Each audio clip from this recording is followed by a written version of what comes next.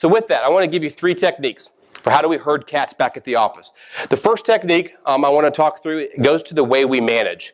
And the way we've managed for a long time has been what we see here on the left-hand side. It's called command and control. Came right out of the military, at least conventional forces for a long time. It was very simple.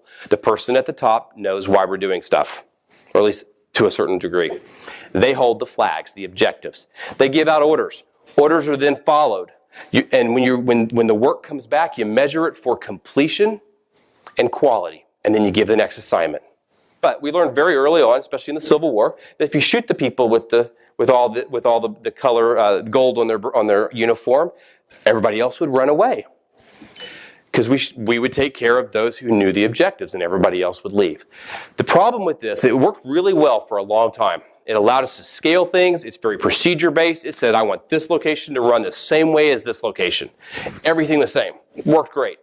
But over time, it creates compartmentalization.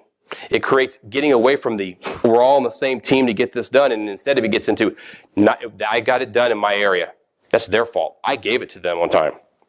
It also creates complacency, because the procedure will always solve the problem.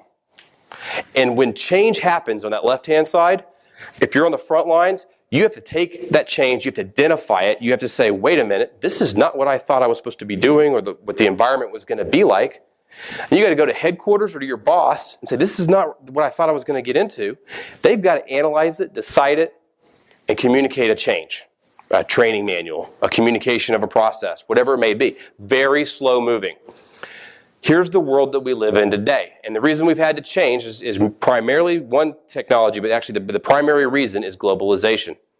It doesn't take 3 months for something overseas to affect us over here. It takes about 3 hours or less. What the collaborate and attack is, and for those in IT, this is very much agile-like, because you've kind of been ahead of it, is where the leader's job changes. The leader's job is to ensure the team understands the objectives, the outcomes. They don't dictate every step.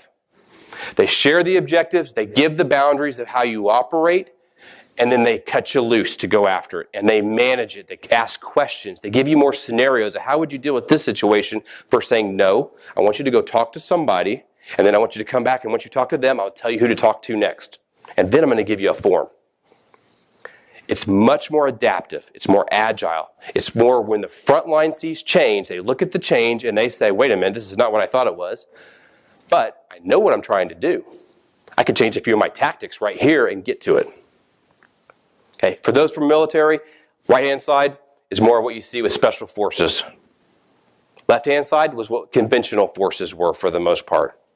Now, as a project manager, who would I rather have a team of? I'd rather have special forces.